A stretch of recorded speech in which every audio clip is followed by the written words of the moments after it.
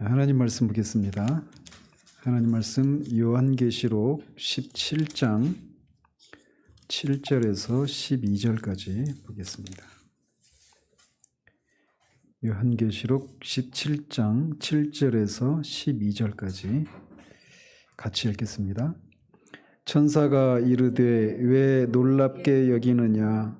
내가 여자와 그가 탄 7머리와 10뿔 가진 짐승의 비밀을 내게 이르리라.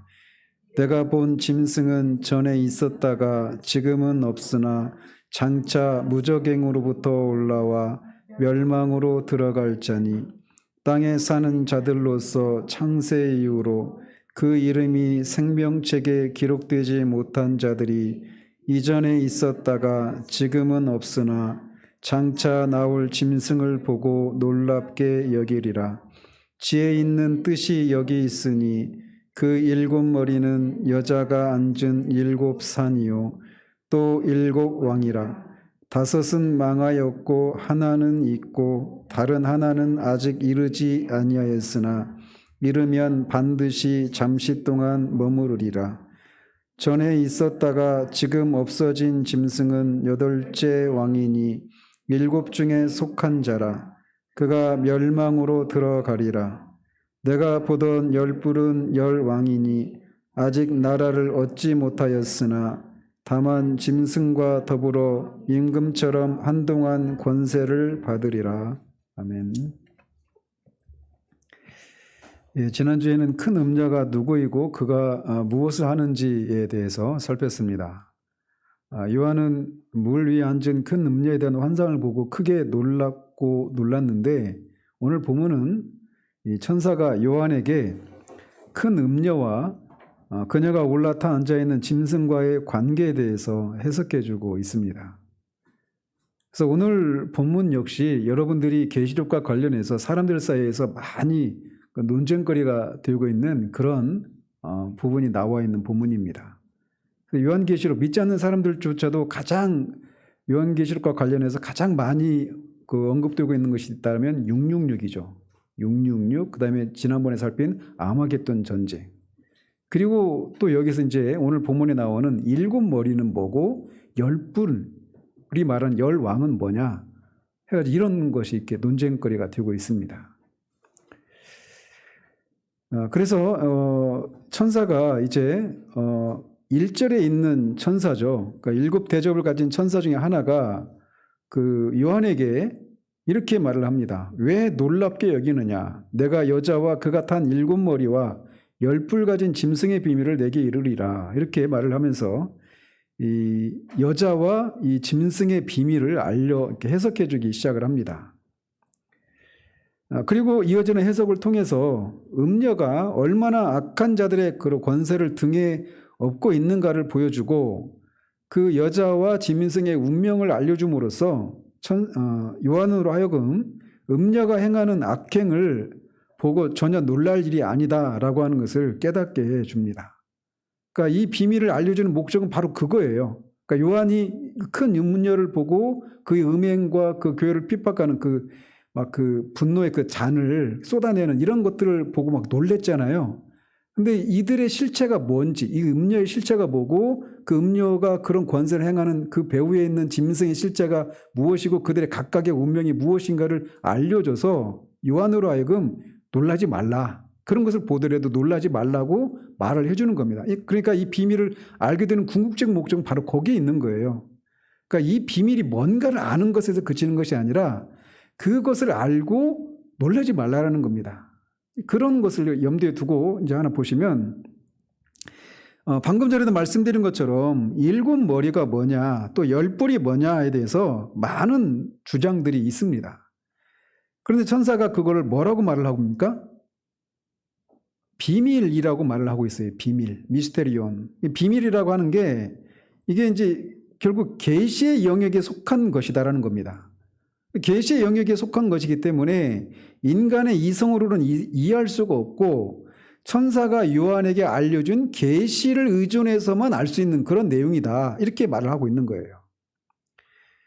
그러면서 천사가 여자와 짐승에 대한 비밀을 알려주겠다 이렇게 말을 했는데 실제로 뒤에 그 18절까지인가요? 16절, 18절까지 이어지는 그 내용을 보면 음녀에 대한, 여자에 대한 비밀보다도 짐승에 대한 그 비밀에 해당되는 그 분량이 훨씬 더 많습니다.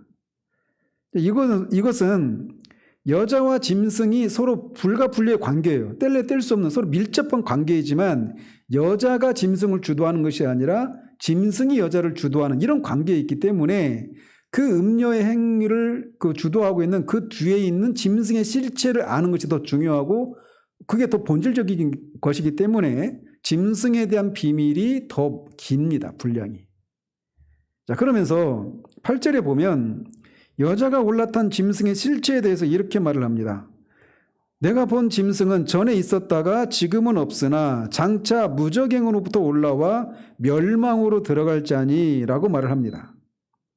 그래서 천사는 요한이 목격한 짐승의 과거와 현재와 미래의 모습에 대해서 기술을 하면서 과거에 해당되는 것은 전에 있었지만 현재는 없다. 지금은 없고 장차 무저갱으로부터 올라와서 멸망으로 들어갈 자다. 그러니까 이건 미래에 해당되는 거죠.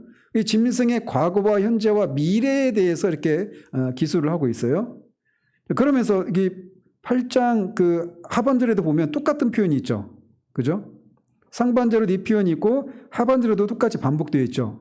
그리고 11절에도 보면 전에 있었다가 지금은 없어진 짐승이라고 말하죠. 그리고 그 뒷부분에는 멸망으로 들어갈이라 이렇게 말을 해서 이 짐승의 실체를 이렇게 전에는 있었지만 지금은 없고 장차 올라왔다가 결국 멸망할 존재 이렇게 말을 하고 있는 거예요. 자, 그러면서 이 지난주에도 이 말씀드린 것처럼 이 짐승은 앞에서 이미 한번 언급되었다고 말씀드렸잖아요. 이 짐승은 어디에서 나왔죠? 그렇죠. 바다에서. 앞에 그 13장에서 12장은 붉은 용에 대해서, 그리고 13장은 바다에서 올라온 짐승과 땅에서 올라온 짐승, 이 두 짐승의 얘기가 있었잖아요. 그래서 이렇게 용과 바다에서 올라온 짐승, 땅에서 올라온 짐승, 이 세 존재가 악의 3인방이라고 말씀을 드렸잖아요. 그러면서 이 악의 3인방은 각각 성부, 성자, 성령 하나님을 모방하는 그런 존재다. 이렇게 말을 했어요. 그래서 존재에 있어서도 그렇고 그들이 하는 일에 있어서도 성삼위 하나님을 모방하는 존재예요. 그래서 앞에 13장에서 바다에서 올라온 짐승의 짐승의 표를 말하면서 그 숫자가 뭐라고 그랬죠? 666이라고 그랬잖아요. 6은 7에서 하나 모자라는 거예요. 7은 완전수고 하나님의 수인데 사탄의 사주를 받은 짐승이 아무리 몸부림을 쳐도 완전에 이르지 못하는 거예요. 그러니까 6이라는 것이죠. 자, 그래서 이렇게 이 짐승, 여기 17장에 나오는 짐승은 앞에 13장에서 그 이미 언급된 바다에서 올라온 짐승과 동일한 존재예요. 그런데 이 존재가 특별히 성자 하나님 예수 그리스도를 모방하는 그런 존재라는 것이죠. 그래서 제가 나누는 표를 보시면 어떤 면에서 이렇게 모방하는 존재인가. 그래서 그렇게 비슷하니까 속는 겁니다. 사람이. 그들이 하는 행위들이. 그래서 11장에서 보면 17장의 8절과 11절에서는 이 짐승을 전에 있었다가 지금은 없으나 장차 올라올 자 이렇게 말을 하잖아요. 근데 예수님은 어떤 분이십니까? 전에도 계셨고 이제도 계시고 장차 오실 이 이렇게 말을 하고 있어요. 근데 이 존재는 문자적으로 4장 8절에 있는 이것은 보좌에 앉아 계신 성부 하나님을 가리킵니다. 그런데 성부 하나님과 성자 하나님은 동등하시잖아요. 그래서 성부 하나님께 해당되는 이 존재의 방식은 성자 하나님에게도 해당이 된단 말이에요. 그런데 어때요? 짐승은 전에 있었다가 지금은 없지만 장차 올라올 자. 그러니까 영원하지 않아요. 비슷합니다. 그래서 방금 말씀드린 것처럼 666이에요. 아무리 하나님을 모방을 해도 그 하나님의 완전하심에 그 완전한 영광에 미치지를 못하는 겁니다. 그리고 13장에서도 이 17장 짐승과 똑같은 존재라고 했는데 13장 3절에서 그렇게 말을 하잖아요. 그의 머리 하나가 상하에 죽게 된 것 같더니 그 죽게 된 상처가 나았다. 죽었다가 살아나죠. 그러니까 예수님이 죽으셨다가 부활하신 것을 이런 방식으로 모방을 하는 겁니다. 그리고 또 그 13장 4절에 보면 용이 짐승에게 권세를 주므로 용에게 경배하며 짐승에게 경배하여 이렇게 말을 하고 있어요. 그러니까 용은 성부 하나님을 모방하는 존재라고 그랬잖아요. 짐승은 성자 예수 그리스도를 모방하는 존재예요. 그래서 용이, 성부를 모방하는 용이 짐승에게 그렇게 권세를 줘서 경배를 받는 것처럼 예수님도 성부 하나님으로부터 십자가의 죽으심과 부활을 통해서 모든 이름에 뛰어난 이 이름을 주시고 영광을 받게 권세를 주셨단 말이에요. 그래서 그것을 모방하는 겁니다. 그런 관계들을. 그리고 그 네 번째 보면 두 번째 짐승이, 여기서 말하는 두 번째 짐승은 땅에서 올라온 짐승이고 다른 곳에서는 이제 거짓 선지자 이렇게 말을 하잖아요. 근데 두 번째 짐승이 짐승 앞에서 이적과 능력을 행하면서 사람들로 하여금 짐승을 경배하게 한다. 이렇게 13장 12절 14절에서 말을 하고 있는데 똑같이 두 증인, 12장에 나오는 두 증인, 11장에 나오는 두 증인이죠. 이 두 증인은 참 선지자예요. 거짓 선지자가 아니라. 그래서 주 앞에서 이적과 능력을 행하면서 사람들에게 그리스도에 대해 증언한다. 그러니까 모방을 하는 겁니다. 계속해서. 그리고 짐승을 경배하는 자들에게 손에나 이마에 표를 받게 했는데, 그럼 이것은 뭘 모방했느냐면 어린 양을 따르는 자들이 이마에 인을 치거나 이름을 기록하는 이것을 모방하고 있는 겁니다. 또 그 17장 8절에 있는 장차 나올이라고 할 때 그 나올이라고 하는 단어가 헬라어로 파레이스타이라고 하는 단어예요. 파레이스타이. 근데 이게 예수님의 재림을 묘사하는 그 헬라 단어가 파루시아라고 하는 단어인데 그 파루시아에서 파생된 단어입니다. 파루시아처럼 보이는 거예요. 재림을 하시는 것처럼 이 짐승도 장차 나온다라는 겁니다. 그래서 예수님의 부활을 모방하는 이런 행위를 한다라는 거예요. 자, 이렇게 계시록 13장에 그 이미 언급되어 있는 바다에서 올라온 짐승을 누구를 모델로 한다고 그랬죠? 네로 황제를 모델로 한다고 그랬잖아요. 앞에 13장에서. 그래서 네로 황제를 모델로 한 것으로서 하나님의 백성 공동체를 핍박하는 국가 권력이나 어떤 정치인 그저 적 그리스도를 가리킨다고 그랬잖아요. 13장에서. 그죠? 그러니까 17장도 같은 존재인 거예요. 그러니까. 그런데 제가 그때 이거를 제가 언급을 안 했던 것 같은데 요한계시록이 기록될 당시에는 도미티안 황제 때 그 기록을 했거든요. 근데 그 도미티안 황제 앞에가 네로 황제예요. 그 네로 황제가 그 칼로 자살을 한 것으로 기록이 되어 있거든요. 근데 그 당시 어떤 소문이 돌고 있었냐면 네로가 칼로 그 자살을 한 것처럼 보였지만 사실은 자살한 게 아니다.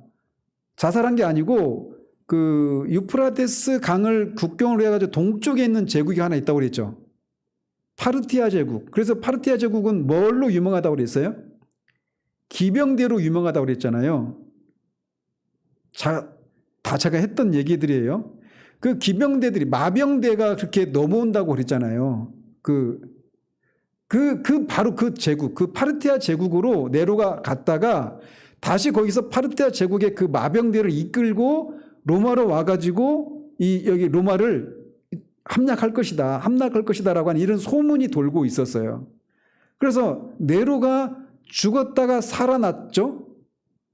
그런 소문에 의하면 살아나서 파르티아에서 다시 그 로마로 다시 오잖아요. 그런 네로에 관한 그런 소문을 모티프로 해서 짐승이 죽었다가 지금은 없다가 다시 온다라고 그렇게 말하는 거예요. 그러니까 이 표현이 그거를 배경으로 하고 있다는 겁니다. 그 당시 그 네로와 관련된 그 소문을 모티프로 해가지고 이런 묵시문학의 형태를 띄어서 그렇게 말을 하고 있는 거예요. 자, 여기까지 됐죠?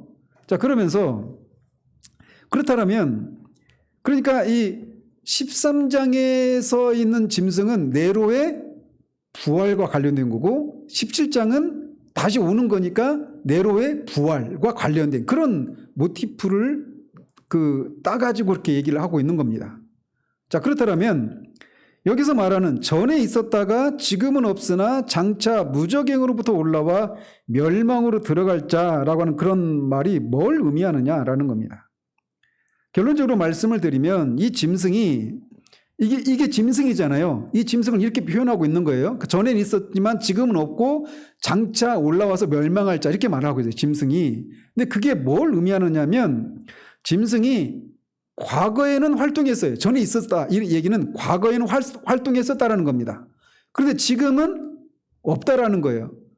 지금은 활동하지 않아요. 왜 안 할까요? 여기서 무적행으로 또 올라온다고 하니까 지금은 어디 있다라는 겁니까? 무적행에 있다라는 거예요. 그러니까 전에는 과거에는 활동했는데 이 짐승이 지금은 무적행에 갇혀 있어서 활동을 하지 못하고 있지만 장차 그 무적행으로부터 올라와서 활동하다가 멸망으로 들어가게 된다. 이렇게 말을 하고 있는 거예요. 그러면 이제 이게 또 일단 여기까지는 됐죠. 그러면 지금은 말씀드린 것처럼 짐승이 어디 있다라는 거예요? 무적행에 있다라는 겁니다. 무적행에. 그런데 앞에 9장에서도 이미 무적행에서 올라온 그 짐승 어떤 존재에 대해서 얘기한 게 있어요. 근데 그 무적행이 어떤 물리적인 그런 공간이 아니라고 그랬잖아요. 영적인 존재들이 그 물리적인 공간에 갇혀 있을 수가 없잖아요. 그죠? 자, 그래서 무적행에 갇혀 있다. 짐승이 무적행에 갇혀 있다라고 하는 게 뭘 의미하느냐라는 겁니다. 이거는 예수 그리스도의 십자가의 죽으심을 통해서 예수님이 승리하셨잖아요. 뭐에 대해서 승리한 겁니까? 그 정사와 그러니까 죽음의 권세도 이기셨고 율법을 무력화시키고 또 사탄과 그의 추종 세력들을 무력화시키는 일을 하신 거예요. 그러니까 사탄에 대해서 승리하신 것입니다. 예수님의 십자가의 죽으심과 부활과 승천을 통해서 말이죠.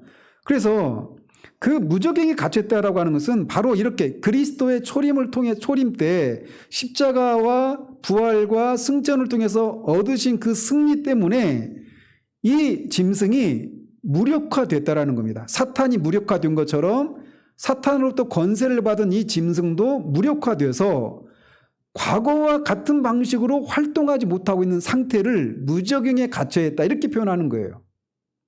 아시겠죠? 자, 그러면 이것은 똑같이 뒤에 20장에서 용이 악의 3인방이 용과 바다에서 올라온 짐승과 땅에서 올라온 짐승이잖아요. 여기 13장과 17장에서 말하는 짐승은 바다에서 올라온 짐승이에요.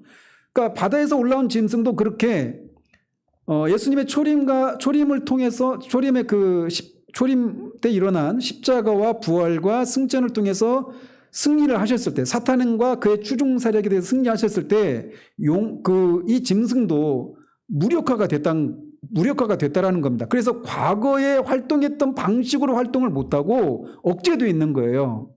그러다가 마지막에 이제 무적행에서 올라온다라는 겁니다. 그 마지막 때가 언제냐면 주님의 재림을 앞둔 바로 그 직전 시기라는 거예요. 그때 올라와서 이제 막 아주 그 왕성하게 활동을 하는 거예요. 왜? 자기 때가 얼마 남지 않았으니까 이제 막 사력을 다하는 거죠.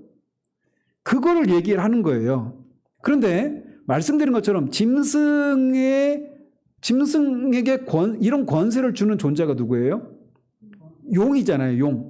그래서 용이 이 마지막 가장 최후의 그 악의 실체가 용이란 말이에요. 그래서 용에 대한 마지막 패망에 대해서 멸망에 대해서 언급하고 있는 게 20장이에요. 20장. 그래서 20장에 가면 이제 그때도 말씀드리겠지만 그 용도 지금 무적행에 갇혀 있습니다. 무적행에 갇혀 있는데 얼마 동안 갇혀 있다고 말을 하냐면 아세요? 1000년 동안 갇혀 있다 이렇게 말을 해요. 1000년 동안. 그래서 이 계시록을 1000년 동안 갇혀 있어서 사람들을 미혹하지 못하도록 그렇게 갇혀 있다가 마지막 때 이 용도 무적행에서 올라와 가지고 사람들을 자기를 쫓는 사람들을 규합해 가지고 교회를 핍박하고 대대적인 그런 영적인 전쟁을 벌인다라는 거예요. 그리고 그때 예수님이 재림하셔서 그 모든 세력들을 다 물리치시고 이제 예수님이 왕으로 등극하신다. 이게 이제 계시록 전체 그 이야기인데 그 용도 무적행에 나와서 성도들의 진과 전쟁을 벌여요. 근데 결국은 패하고 불과 유황이 타는 그 못에 던져지게 된다라는 것이죠. 여기서 말하는 용이 누굽니까? 사탄이에요, 사탄. 그래서 사탄과 짐승이 똑같이 지금 똑같은 운명을 겪는 거예요. 그걸 얘기하고 있는 겁니다. 그래서 이 둘이 서로 운명 공동체예요. 용과 이 짐승이. 그러면서 이렇게 그래서 전에는 예수님이 십자가의 죽으심을 통해서 그런 승리를 하시기 전까지는 이 용과 짐승이 마음껏 활동을 했다라는 거예요. 그런데 이 십자가 사건을 통해서 그들의 무력화시키는 이 승리를 통해서 그들이 옛날과 같은 방식으로 활동을 못하는 거예요. 그러면 어느 시기라는 거예요. 그때가 언제부터 언제까지가? 그렇죠. 예수님의 초림부터 재림 사이 그 기간 동안에는 용과 짐승이 옛날같이 초림이 있기 전과 같은 방식으로 그렇게 사람들을 미혹하고 대적하고 마음껏 활동하지 못하고 있다라는 거예요. 그 기간을 1000년이라고 말을 하는 거예요. 20장에서. 근데 이제 이 요한계시록을 문자적으로 해석을 하는 사람들, 그러니까 세대주의자들도 그렇고 역사적 전천년주의자들도 이거를 1000년을 문자 그대로 해석을 하는 거예요.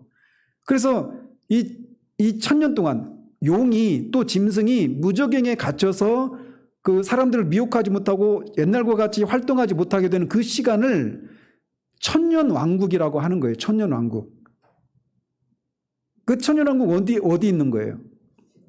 이 땅에 예루살렘을 수도로 해서 거기 1000년 왕국이 있게 되고 그 1000년 왕국이 끝날 때쯤에 이제 대대적인 그런 전쟁이 있어서 최종적으로 예수님이 승리하시고 그 다음에 새하늘과 새 땅이 열린다 이렇게 주장을 하는 거예요. 근데 이제 아무튼 저희들은 여러분들은 아무튼 저를 통해서 이 말씀을 들으니까 이 입장 거기서 말하는 1000년은 문자적인 1000년이 아니라는 거죠.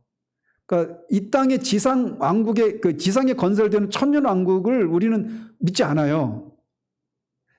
그래서 나중에 20장에 가서 이제 1000년 왕국에 대해서 말씀을 드리겠지만 여기서 무저갱에 갇혀 있는 그 시기를 문자적으로 해석하는 사람들은 그렇게 이 1000년 왕국 시기라고 말을 하는 거예요. 근데 그런 의미는 아니라는 겁니다.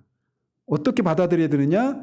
초림 전에는 이들이 마음껏 활동했지만 예수님의 초림을 통해서 초림 때 있었던 십자가와 부활과 승천을 통해서 그들을 무력화시켜서 그들이 옛날과 같이 활동을 하지 못하는 그런 시기다라는 겁니다. 이렇게 말할 수 있는 게 뭡니까? 지금도 여전히 사탄이 활동하잖아요. 그죠? 그래서 문자적으로 받지 않는 거예요. 첫 번째 이유가. 나중에 천년왕국에서 더 상세하게 다른 것들과 관련해서 말씀을 드리겠지만 말이죠. 그래서 여기서 일단은 전에는 있었지만 지금은 없지만 나중에 무저갱이로 장차 올라와서 멸망할 자다라고 말하는 게 그런 의미가 있다는 겁니다. 자, 여기까지 됐죠? 자, 그러면서 이 짐승이 올라오는 것을 보고 놀랍게 여기는 존재들이 있다는 겁니다. 놀랍게 여긴다라고 할 때 이게 똑같은 단어인데 이게 놀랍다라고 하는 것이 긍정적으로도 사용이 되고 부정적으로도 사용이 돼요. 그래서 6절에서 요한이 놀란 것은 부정적일까요? 긍정적일까요? 6절. 요한이 그 음녀의 그 존재와 그 하는 일들을 보며 놀랬다고 그랬잖아요. 그 놀란 것은 부정적인 의미의 놀람일까요? 긍정적인 의미의 놀람일까요? 부정적이죠. 그러니까 막 음녀가 하는 짓이 너무 끔찍하니까 놀란 거예요. 부정적인 측면에서. 두려움을 가진 채 놀라는 거죠.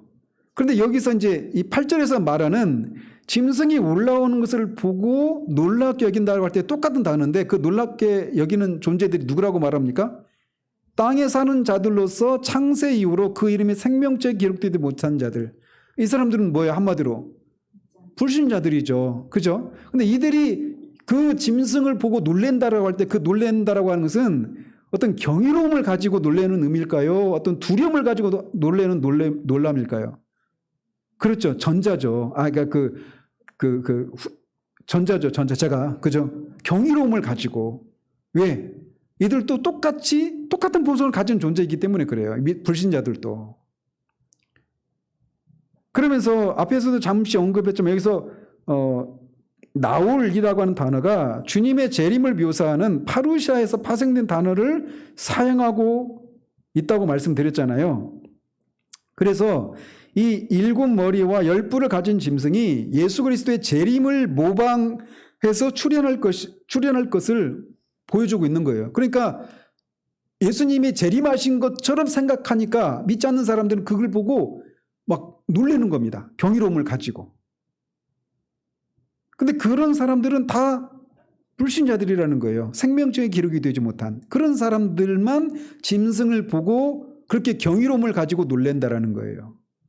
그러니까 여기서도 뭐 약간 새는 것이기도 하지만 우리가 정말 이 요한계시록 읽으면서 계속 가장 중요한 게 뭐라고 생각하십니까, 여러분들은? 그렇죠. 그거예요. 따봉 권사님. 그러니까 내가 그리스도 안에서 안전하다. 우리가 방금 전에 찬양 불렀잖아요. 하나님 안에서 우리가 내 영혼은 안전하다. 왜 안전해요? 내 영혼을 지키시는 하나님의 능력이 크시고 그분이 신실하시기 때문이기도 하고, 우리의 영혼의 안전의 최후의 보루는 뭡니까? 보장이 뭡니까? 예수 그리스도의 십자가예요. 그 그리스도의 십자가가 바로 우리가 하나님 앞에서 하나님과의 그 모든 관계가 회복이 되었고 화해를 이루었고, 우리의 죄가 전혀 하나님이 우리를 죄 짓지 않는 사람처럼 대해 주시는, 하나님 앞에 우리가 완전한 자로 보여주시는 거예요. 그리스도라고 하는 거울을 통해서 우리를 보시니까. 그래서 가장 중요한 게 뭐냐면 내가 그리스도 안에 있는 사람인가 아닌가, 이거를 확인하는 것이 가장 중요한 거예요.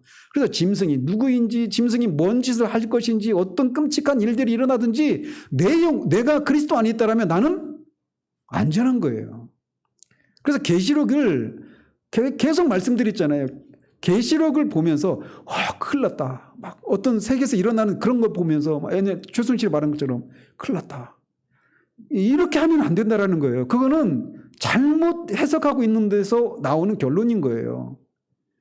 그런 흉흉한 소문을 들으면 들을수록, 그들이 하는 그 일의 끔찍함을 보면 볼수록 우리가 놀라야 될 것은 뭐냐면, 나도 그들과 똑같은 처지에 그런 심판 아래 있을 사람들인데 그리스도를 통해서 하나님이 내 영혼을 건져주셨다라고 하는 그 구원에 대한 감격과 그 확신, 이것으로 돌아가야 되는 거예요. 그것이 우리 가운데 분명하다면 어떤 흉흉한 소문을 들어도 우리가 두려워하고 떨 필요가 없다라는 것입니다.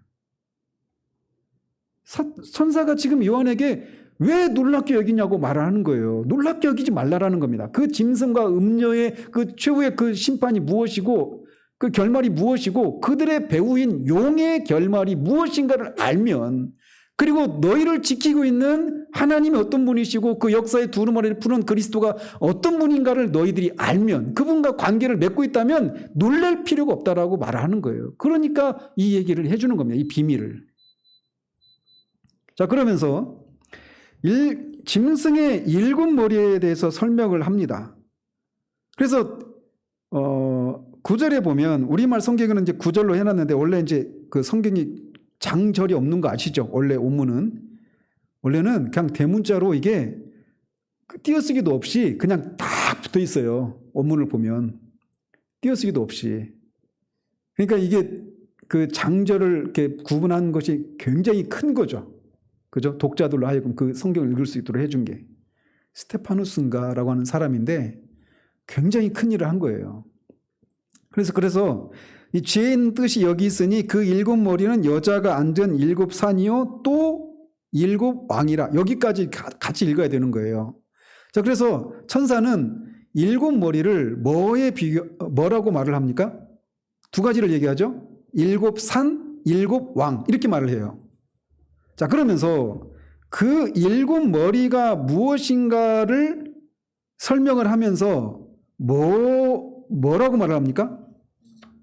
지혜 있는 뜻이 여기 있으니 라고 말하고 있어요.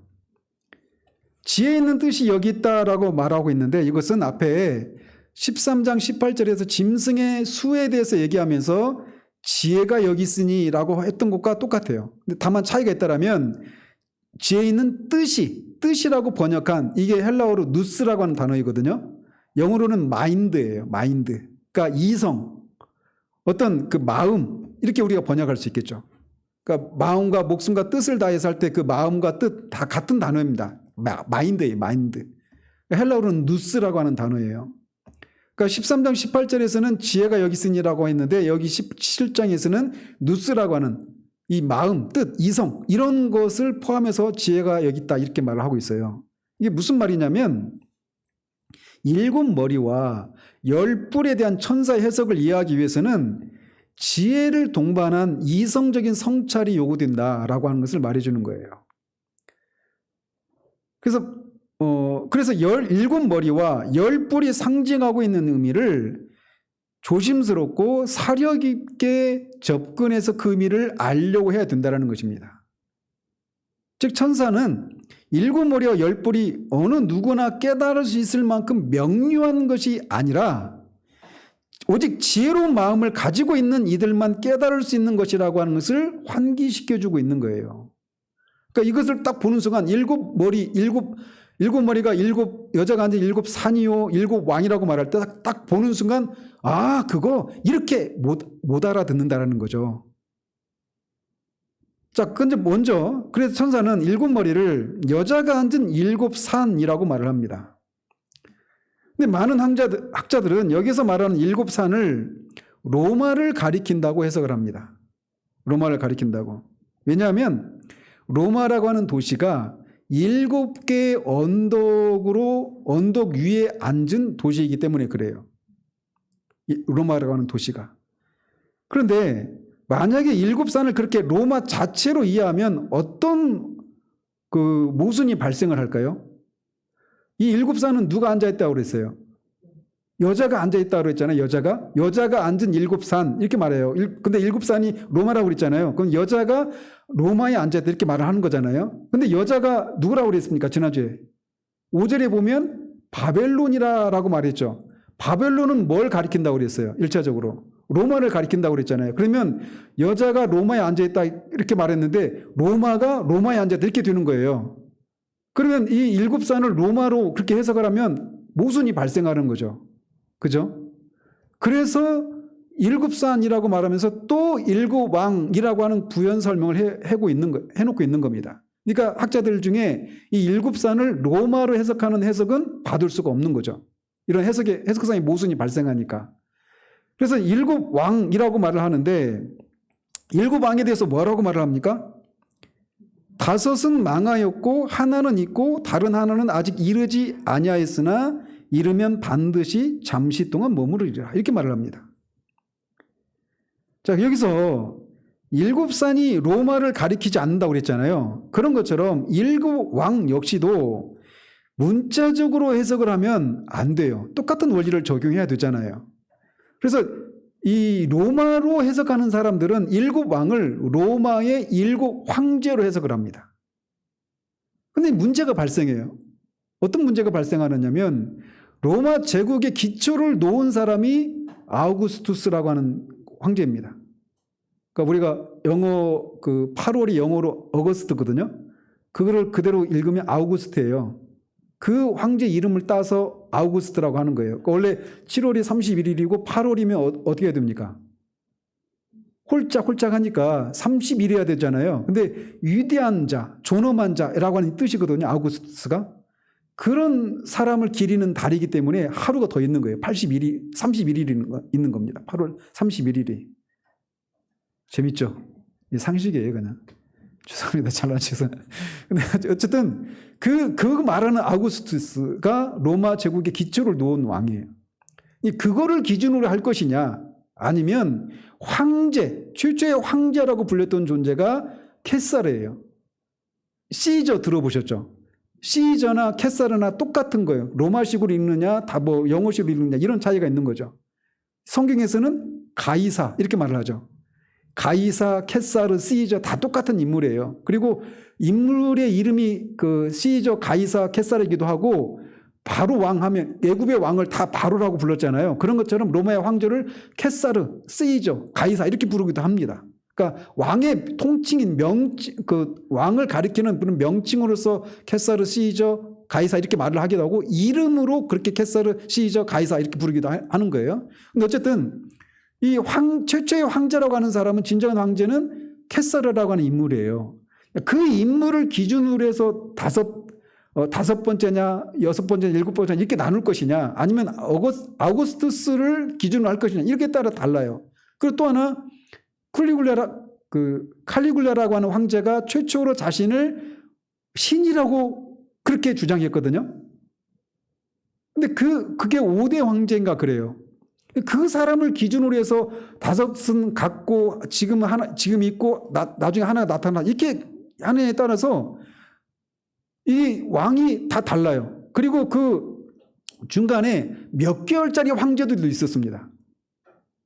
그런 사람도 포함시켜야 되느냐 아니냐에 따라서 이게 5과 하나하나 이게 나눠진 이 왕이 누구냐가 다 달라요. 학자들이. 그러니까 이런 시도들은 다 뭡니까? 이 7산을 로마로 그렇게 해석을 하고 7왕을 로마의 황제, 이 로마의 역사에 맞추려고 하다 보니까 그런 여러 주장들이 생기게 되는 거예요. 그리고 결국 로마의 역사를 알지 못하는 사람들은 이게 그냥 영원히 수수께끼겠죠. 이게 무슨 말인지 모르겠죠. 그런 어떤 문자주의적인 그런 어떤 그 역사주의적인 그런 해석, 과거주의적인 해석이 그런 오류에 빠지게 되는 거예요. 그래서 그 방식은 우리가 취할 수가 없는 겁니다. 7왕을. 그러니까 7왕이 로마의 7 황제다. 이렇게 말할 수가 없다라는 거예요. 그리고 또 하나는 어떤 사람들은 로마의 황제가 아니라 이 7을 그 인류에 있었던 7 제국의 이름들이다. 이렇게 말을 합니다. 제국. 그래서 최초의 제국이 뭡니까? 제국. 애굽이에요. 애굽. 최초의 제국이 애굽이에요. 그 다음에 아수르, 바벨론, 페르시아, 헬라, 로마 이렇게 가거든 제국이. 그리고 그 다음에는 콘스탄틴 대제 이후에 기독교 국가를 상징한다 이렇게 말을 합니다. 그래서 그렇게까지 그러니까 애굽 7이라고 했잖아요. 7왕이니까 애굽 그 다음에 아수르, 바벨론, 페르시아, 헬라, 로마 그 다음에 콘스탄틴 대제 이후에 기독교 국가 이게 7왕이다 이렇게 말을 하는 거예요. 그런데 여기서 왕이라고 하는 단어가 헬라어로 바실레이스라고 하는 단어입니다. 바실레이스. 이 원어에는 그렇게 되어 있어요. 바실레이스 왕으로. 근데 왕국은 바실레이아 이렇게 되어 있어요. 그러니까 이거를 제국으로 왕국으로 해석하려면 원어를 바꿔야 되는 거예요. 그러니까 7 제국으로 해석할 수가 없는 것이죠. 그러니까 7 로마 황제로도 해석해서도 안 되고 7 제국으로도 해석할 수가 없는 거예요. 그러면 7 왕이 누구냐? 그래서 7 왕의 이거를 해석하는데 이런 어려움이 있는 거예요. 그래서 앞에서 천사가 뭐라고 합니까? 이 머리를 해석할 때 뭐가 있어야 된다고 그래요? 지혜 있는 뜻이 여기 있으니 이렇게 말을 하는 거예요. 그러니까 이거를 함부로 그렇게 해석하려고 시도를 구체적으로 그걸 밝히려고 하는 이런 시도가 위험할 수 있다라고 하는 것을 말해주고 있는 거예요. 그래서 그런 말을 먼저 하는 겁니다. 근데 그러면 뭐냐? 어느 정도로 해석을 할 수 있느냐? 이 책이 요한계시록은 종말과 관련된 계시의 책이잖아요. 그리고 그런 점을 우리가 고려해야 되고 또 하나는 다니엘서 2장 35절이나 예레미야 51장 25절에 보면 산이 막강한 세속 권력, 세상의 왕국 이런 의미로 산을 언급합니다. 그래서 예레미야에서도 이 바벨론을 큰 산 이렇게 비유하고 있어요. 그래서 그러니까 산은 7 머리가 7 산이라고 그랬잖아요. 그래서 산은 7 나라 이렇게 말할 수 있는 거예요. 그리고 7은 요한계시록에서 7은 완전수잖아요. 완전수, 충만수. 그래서 이거를 종합해서 말을 하면 여기서 말하는 7산 또 7왕은 짐승의 권세를 구체적으로 역사에 투영할 어떤 적그리스도 세력으로 그렇게 우리가 추정을 해야 된다는 겁니다. 다시 말씀드릴게요. 짐승의 그 권세를 구체적인 이 역사에 이 지구 안에서 그 적그리스도의 권세를 투영할 그런 적그리스도 세력 이렇게 말을 해야 된다는 것이죠. 그래서 그 적그리스도 세력들이 예전에도 있었고 지금은 예전에도 있었고 그게 5이 있었고 지금은 하나 있고 마지막에 하나가 나타날 거라는 거예요. 그래서 이 말세의 교회를 핍박하는 막강한 세속 권력을 이렇게 7산 또는 7왕 이렇게 묘사하고 있다는 겁니다. 자, 그러면서 뭐라고 이 7왕에 대해서 뭐라고 설명합니까?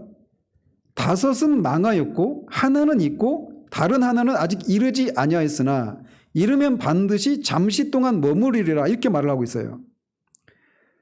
그래서 여기서도 마찬가지로 5이 뭐고 누구를 가리키고 하나는 또 뭐고 다른 하나는 뭐냐 이거를 막 수수께끼를 풀듯이 알아내려고 하는 이런 시도를 하지 말라라는 겁니다. 그럼 어떻게 봐야 되느냐? 이게 이 계시록이 묵시문학이잖아요. 그러니까 종말이 일어날 일들을 묵시문학 형태로 묘사하고 기록한 책이 요한계시록이란 말이에요. 그래서 5이 있다가 망했어요. 그리고 하나는 지금 있어요. 근데 하나가 또 다른 하나가 아직 이르지 않았지만 이른다라는 겁니다. 그리고 이르면 반드시 잠시 동안 머무른다라는 거예요. 그러면 요한계시록을 통해서 지금 강조점이 어디에 있는 겁니까? 이 5은 뭐고 하나는 뭐고 다른 하나가 뭐냐 이거를 알아라 여기에 강조점이 있을까요? 아니면 아직은 이르지 않았지만 반드시 이르게 될 그 하나가 이르지만 잠시 동안 머무른다. 잠시 동안 머무른다는 얘기는 뭡니까? 잠시 동안 그런 권력을 행사하겠지만 권세를 부리겠지만 멸망한다라는 거예요. 그러니까 전자의 강조점이 있을까요? 후자의 강조점이 있을까요? 후자의 강조점이 있는 거예요. 그러니까 여기서 5이 뭐냐, 현재는 뭐고, 현재 하나 있는 게 뭐고, 나중에 나타난 하나가 또 뭐냐, 이거를 막 수수께끼를 풀듯이 그거를 풀어내려고 하는 이런 접근을 하지 말라라는 겁니다. 강조점은 그것이 반드시 나타날 거라는 거예요. 주님의 재림을 앞둔 시점에. 근데 그게 영원히 지속되는 것이 아니라 잠시 동안 있다가 멸망할 거라는 거예요. 그래서 특별히 이게 5, 하나 이렇게 나누고 있잖아요. 5, 하나 이렇게 나누는 것은 5이 제가 너무 상식적인 질문에서 5이 길잖아요. 5에 비하면. 그리고 하나는 짧잖아요. 그러니까 이 마지막 지금 하나가 있고 아직 하나가 이르지 않았는데 그 다른 하나가 곧 임박한다는 겁니까? 먼 후에 임박한다는 그런 의미입니까? 곧 온다라는 거잖아요. 이렇게 7을 5, 하나 이렇게 나눠가지고 5은 이미 지나갔고 지금 현재 하나가 있고 다른 하나가 온다라는 거예요. 근데 그게 곧 임박한다라는 그런 어떤 그 종말의 임박성, 그 긴박성 이거를 강조하는 거예요. 그리고 종말이 가까웠다라고 하는 것을 강조하는 한 가지 의미와 이르긴 하지만 잠시 동안 머무른다라고 하는 그래서 길지 않고 짧게 있다가 망한다. 여기에 강조점이 있다라는 겁니다. 임박성과 그에 필연적으로 멸망한다라고 하는 것. 이 두 가지의 강조점을 두고 이렇게 말을 하고 있는 거예요. 자, 그러면서 11절에서는 8절에서 소개한 짐승을 조금 다른 방식으로 소개합니다. 같이 한번 읽어보죠. 전에 있었다가 지금 없어진 짐승은 8째 왕이니 7 중에 속한 자라. 그가 멸망으로 들어가리라. 여기 바로 읽으면 바로 해석이 안 되죠. 11절이 약간 좀 어려운 구절인데 천사는 예수 그리스도의 죽음과 부활을 모방한 그 짐승이 7 중에 속한 8째 왕이다 이렇게 말을 하고 있어요. 이게 무슨 말인지 아시겠어요?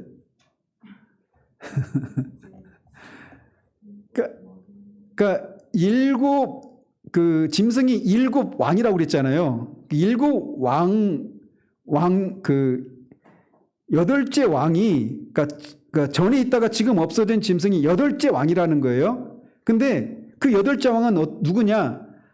7 중에 하나라는 겁니다. 7 중에 그 어떤 한 왕이 왕이라는 거예요. 그러니까 7 중에 그 짐승이 있었다는 얘기죠. 그 짐승이 7 중에 한 짐승이 8째 왕으로 그렇게 다시 부활한 거예요. 다시 등장한 거예요. 재등장한 거예요.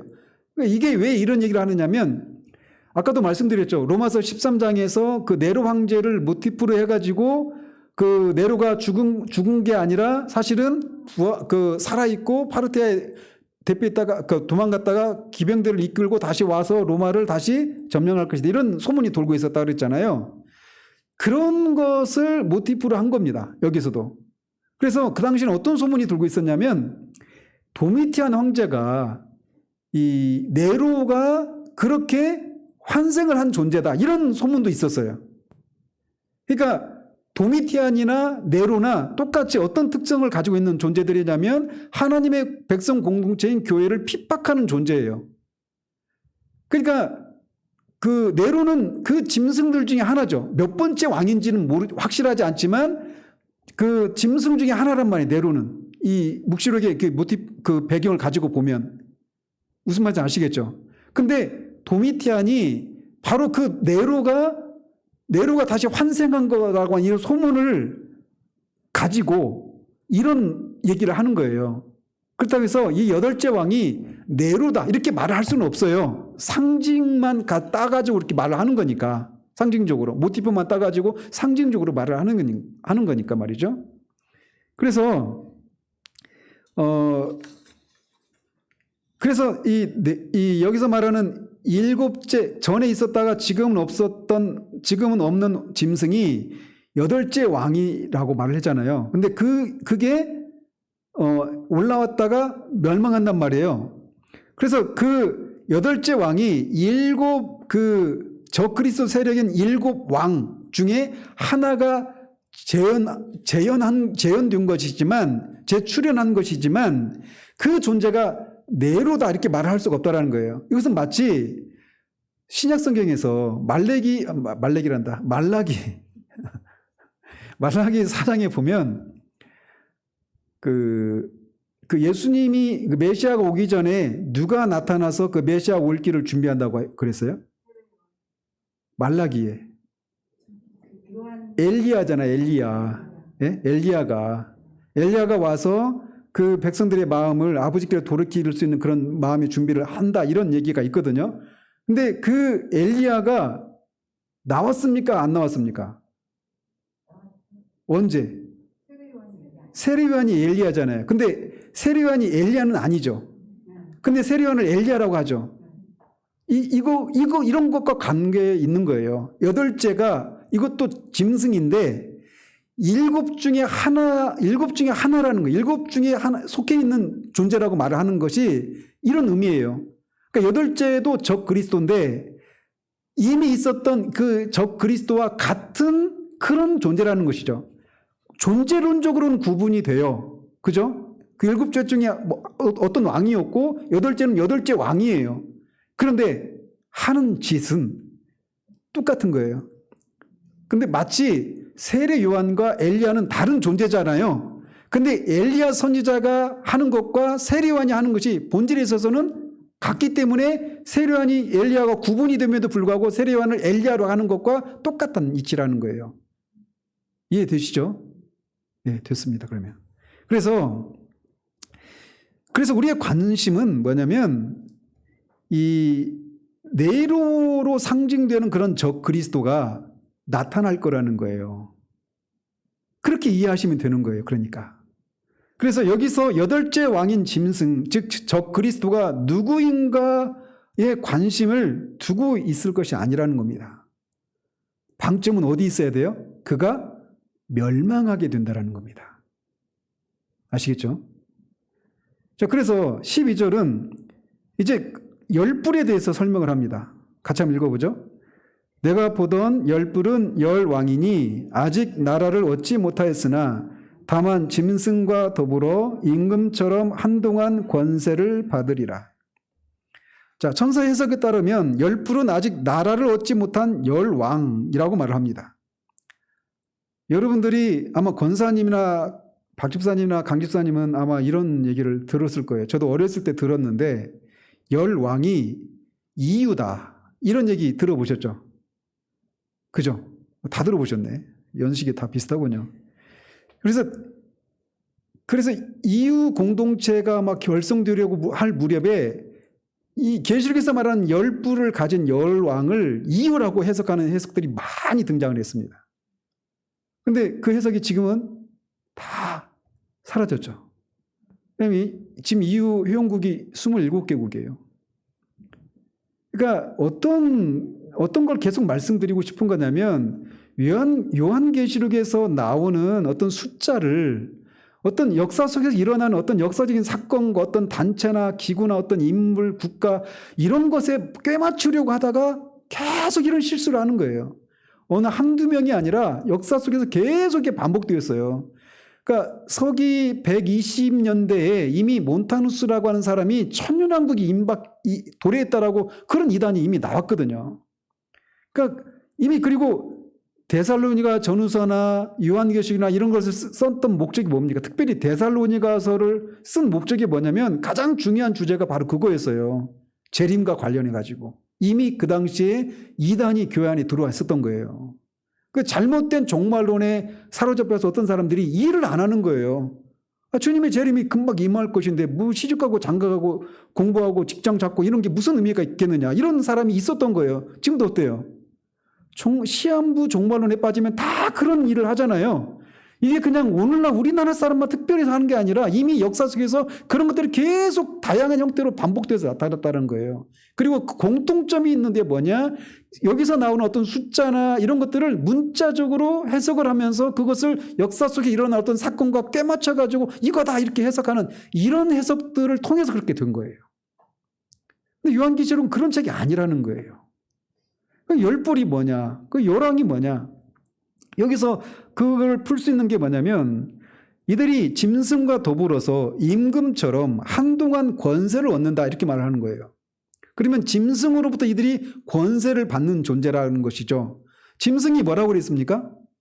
적그리스도라고 그랬잖아요. 그러니까 적그리스도를 통해서 권세를 받아서 적그리스도와 함께 더불어서 임금처럼 한동안 통치를 하는 거예요.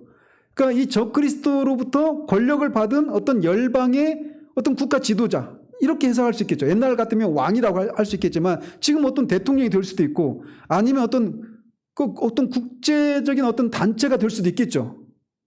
근데 그게 어떤 나라의 왕인지 대통령인지 또는 어떤 국가 단체인지 이게 지금 방점이 거기에 찍히면 안 된다는 거예요. 그게 누구인지는 몰라요.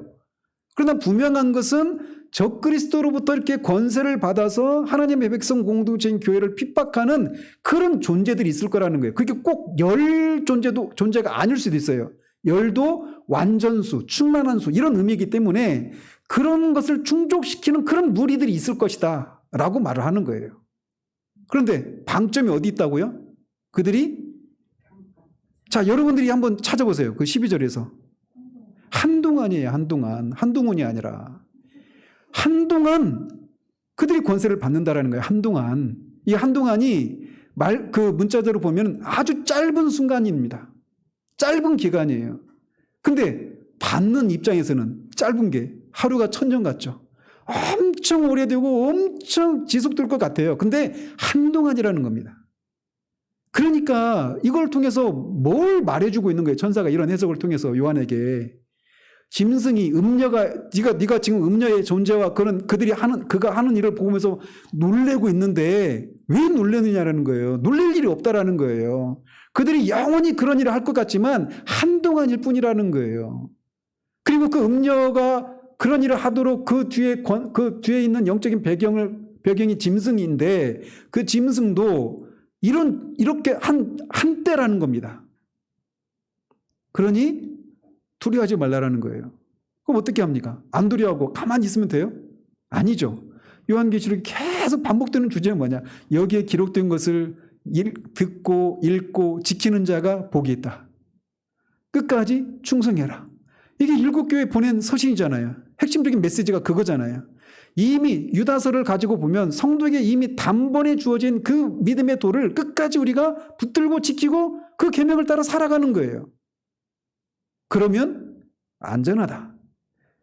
여자가 짐승이 또 짐승의 권세를 받아서 왕이라고 불리는 그런 존재들이 아무리 우리를 핍박하고 유혹하는 그런 일을 해도 우리가 그리스도 안에 있는 한 그리고 그리스도 안에서 말씀과 성령의 인도하심을 따라 순종하는 삶을 사는 한 우리는 안전하다는 겁니다. 그러니 그런 핍박과 유혹 앞에 무릎 꿇지 말고 인내하고 끝까지 순종하고 주님의 말씀처럼 죽도록 충성하면 된다라는 겁니다. 그게 이기는 것이고 이기는 자마다 만나를 또 그런 생명의 면류관을 주시겠다라고 7교를 통해서 계속 말미에 그런 말씀하시잖아요. 그거를 너희들에게 주어지는 것이 그것이니까 인내라는 거예요. 아멘이십니까? 기도하겠습니다.